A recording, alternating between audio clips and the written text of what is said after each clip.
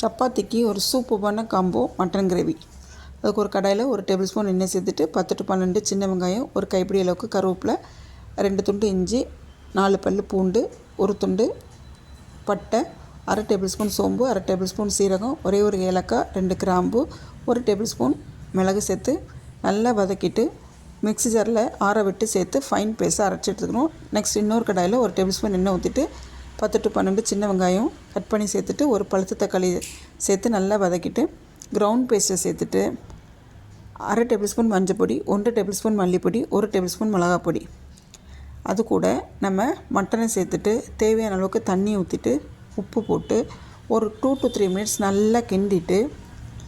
குக்கருக்கு மாற்றிட்டு ஒரு 6 to 7 whistle